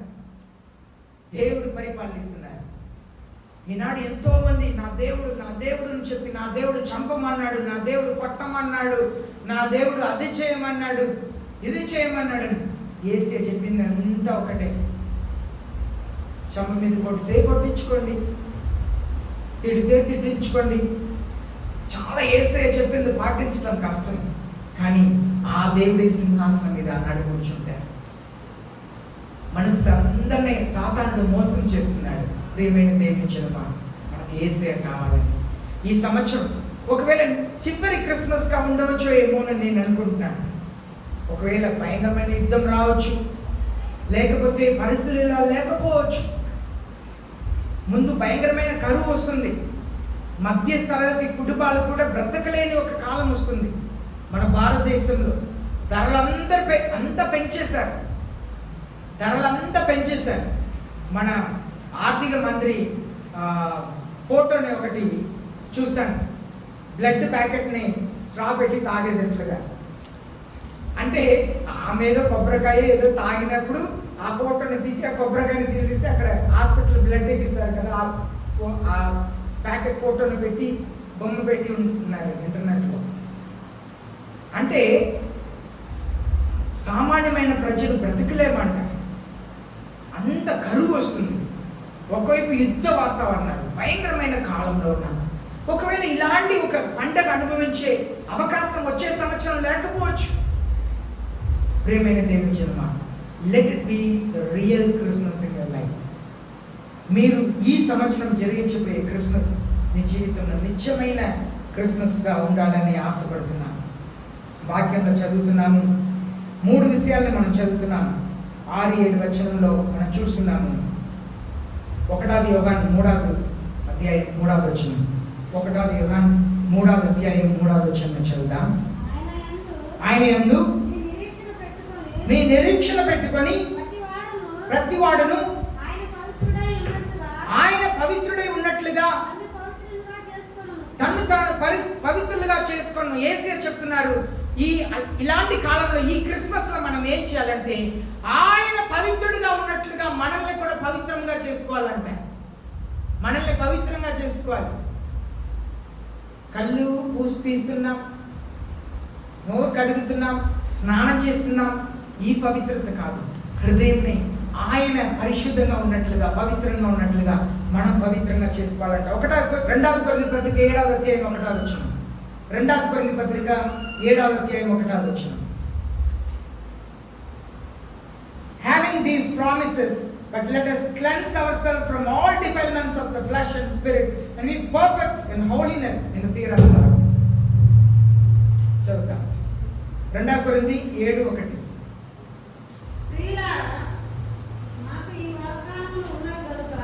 దేవుని దయముతో పరిశుద్ధతను సంపూర్తి చేసుకొనుచు శరీరమును ఆత్మను కలిగిన సమస్త కల్మషం నుండి మనలను పవిత్రులుగా చేసుకొందాం. శరీరమునకును ఆత్మకు కలిగిన సమస్త కల్మషం నుండి మనల్ని మనం పవిత్రులుగా చేయాలి. శరీరంలో అపవిత్రత ఉన్నది, ఆత్మలో కూడా అపవిత్రత ఉన్నది. కొంతమంది ఈనాడు చెప్తున్నారు, శరీరం దేనికి ప్రయోజనం లేదు, ఆత్మహత్య చేసే వాళ్ళు కూడా పరలోకి వెళ్తారు. అలాంటి కాలంలో ఉన్నాం. శరీరం కూడా దేవునికి పవిత్రపరచబడాలి, పవిత్రముగా ఉండాలి. దానికే యేసయ్య శరీరంని, యేసయ్య రక్తంలో పాలు పొందుతున్నాం. మన శోధించబడేది ఆత్మలో కాదు, మన శోధించబడేది ఎక్కడ శోధించబడుతున్నా? శరీరంలో. శరీరంలో పవిత్రత చాలా ప్రాముఖ్యం, కానీ శరీరం ఒక కారణం కాదు అని ప్రకటిస్తున్నారు, బోధిస్తున్నారు. అలాంటి కాలంలో ఉన్నాం. జాగ్రత్త. శరీరంని, ఆత్మని మనం పరిశుద్ధపరచుకోవాలి. 2వ తిమోతి పత్రిక 2వ అధ్యాయం 20-21 చదువుదాం. 2వ తిమోతి పత్రిక 2వ అధ్యాయం 20-21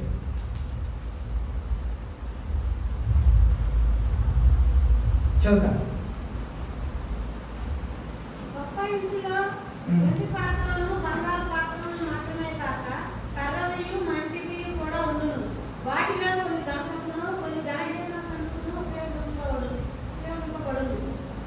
ఎవరైనా వీటిలో చేరి తను తాను పవిత్రపరచుకుని ఎడల వాడు పరిశుద్ధపరచబడి యజమానులు వాడుకోవటకు అర్హమై ప్రతి సత్కార్యమునకు సిద్ధపరచబడి ఘనత నిమిత్తమైన పాత్రలే ఉండును.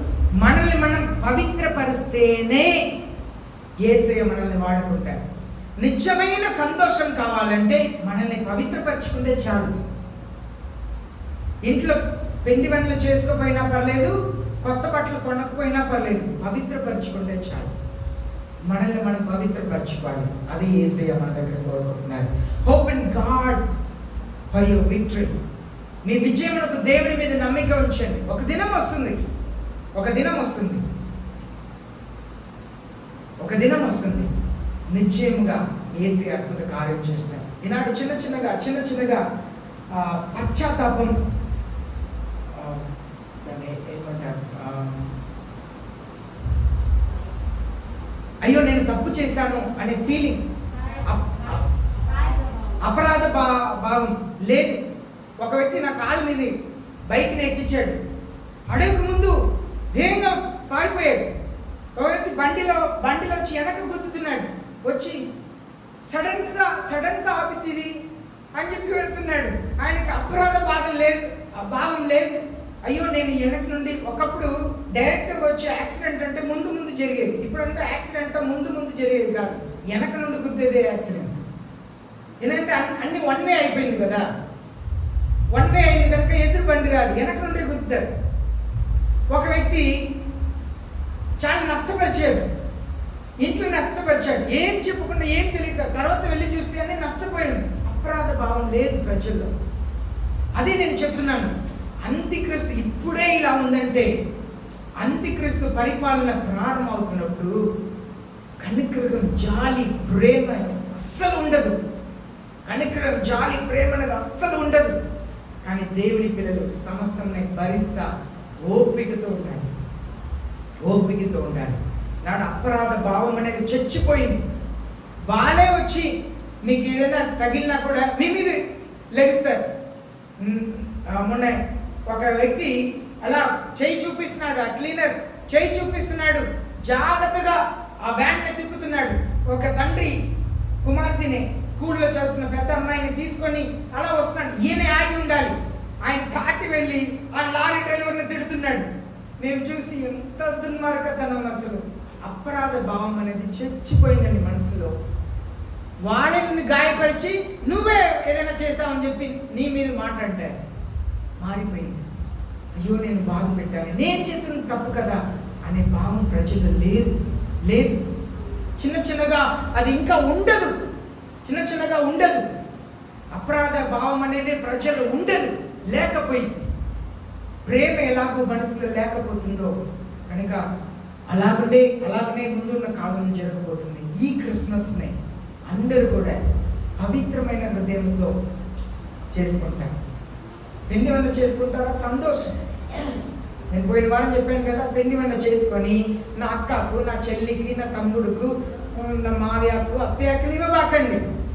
పిండి వంట దారుణంగా చేయండి. చేసి ఇరుగు పొరుగు కనీసం ఒక 2-3 ఇంట్లో ఏసీ అని తెలియని వరకు ఏసయ్య నిజమైన దేవుడు అమ్మ, మన పాపంని రక్షించడానికి ఏసీ వచ్చారు. హ్యాపీ క్రిస్మస్ అని ఒక 2 మాట చెప్పి ఆ పిండి వంట ఇవ్వండి. ఏసే చెప్పారు, మీకు ఇచ్చేవారికే, మీకు అన్నం పెట్టే వాళ్ళకే మీరు అన్నం పెడితే ఏం ప్రయోజనం అన్నారు. మత్తయి 6వ అధ్యాయంలో ఉందండి. మీకు అన్నం పెట్టే వారికే మీరు తిరిగి అన్నం పెడితే ఏం ప్రయోజనం అన్నారు. మీరు అదే కదా చేస్తున్నారు. మీ అక్కకు బట్టలు కొంటారు, మీ అమ్మకు బట్టలు కొంటారు, మీ నాన్నకు బట్టలు కొంటారు. ఆ వీధి మూల మీద ఒక ముసలమ్మ ఉంది, అయ్యో ఆమె చాలా కష్టంలో ఉంది. నా చర్చిలో ఒక సహోదరి, ఎప్పుడు చూసినా వాళ్ళకు 4-5 చీరలో ఉంటుందేమో, వాళ్ళకి ఒకటి కొనిస్తాం, అది ఉండదు. నా అమ్మకు చీర పెట్టాలి. చాలామంది విశ్వాసులు ఏం చేస్తారంటే, పాస్టర్ మాకు చీర పెట్టాలి, పాస్టర్ గారికి బట్టలు పెట్టాలి. ఓ మన సంఘం ఉన్నాడు, మన సంఘంలో మీరు ఎవరు ఇలా చేయండి, మీరంతా అంత చక్కగా ఏం కాదు, మీరు మంచి. చాలా చోట్ల ఒక క్రిస్మస్కి పాస్టర్ మాకు ఇన్ని చీరలు వచ్చింది, పాస్టర్ గారికి ఇన్ని బట్టలు వచ్చింది. ఆ చర్చిలో పేదవాళ్ళకి ఒక బట్టలు కూడా ఉండదు. నువ్వు నిజమైన క్రైస్తవురాలైతే అవసరంలో ఉన్నవారు ఏమని చూడు. ఒకవేళ నీకు నిజంగా ప్రేమ ఉంది అని చెప్తే 2 తీసుకో. ఒకటి ఒక పేదవారు, సంఘంలో కష్టంలో ఉన్నవారు, ఎవరికో ఇవ్వబాకు. దేవుని పిల్లలకి ఇవ్వు, చర్చికి వచ్చే వాళ్ళకి ఇవ్వు, వాళ్ళకి ఒకటి ఇవ్వు, నీ సేవకురాలకి ఒకటి ఇవ్వు, తప్పులేదు. పేదల్ని కనికరించే క్రిస్మస్ని చేస్తాం, దయ చూపించే క్రిస్మస్ని చేస్తాం, పవిత్రం కలిగిన క్రిస్మస్ని చేస్తాం. అప్పుడు పరలోకంలో మిమ్మల్ని బట్టి, నన్ను బట్టి గొప్ప సంతోషం కలిగింది. హల్లెలూయా. అందరూ మోకరించండి, ప్రార్థన చేస్తాం. ఇప్పుడు చెప్పిన హల్లెలూయా ఎందుకు తెలుసా? పోయిన సంవత్సరం చేసినట్టు నేను చేయను, ఆ బబులోన్ నశించిపోయింది. ఇప్పుడు నేను యెరూషలేం కొత్త క్రిస్మస్ చేస్తాను, దానికి హల్లెలూయా. సరేనా? మోకరించండి, ప్రార్థన చేస్తాం. అందరు కూడా దేవుని పిల్లలు నిత్యమైన క్రైస్తవులుగా ఉండాలని, నిత్యమైన క్రైస్తవులుగా ఉండాలి. మన జీవితం మారాలి, మాటలు మారాలి, చూపు మారాలి. పరిశుద్ధ ఆత్మ దేవుడు ప్రతి ఆదివారం మమ్మల్ని బ్రతిమలాడుకుంటున్నారు. నిజమైన క్రైస్తవ జీవితంలో జీవిస్తాం, యేసయ్యకి ఇష్టమైన క్రైస్తవ జీవితంలో జీవిస్తాం. యేసయ్యకి ఇష్టమైన క్రైస్తవ జీవితంలో మనం జీవిస్తాం. యేసయ్యని ఇష్టపరచడానికి ప్రయాసపడతాం. నేను యేసయ్యని ఇష్టపరచాలి. ఈ క్రిస్మస్ నేను సంతోషంగా ఉండాలి, నా దేవుడు నన్ను బట్టి సంతోషంగా ఉండాలి. ఈ క్రిస్మస్ సంఘంలో మనం అందరూ సంతోషంగా ఉండాలి. మన యేసయ్య కూడా మనల్ని బట్టి సంతోషంగా ఉండాలండి. పరిశుద్ధపరచుకోవాలి. Cleanse yourself. నరకం నిజమండి. అక్కడ అగ్ని ఆరదు, పురుగు చావదు. నరకంలో అగ్ని ఆరదు, పురుగు చావదు. నువ్వు మాయమాలమైన జీవితం జీవిస్తుంటే నీ ముగింపు నరకమే. దేవునికి అయిష్టమైన జీవితం జీవిస్తుంటే అది నరకమే.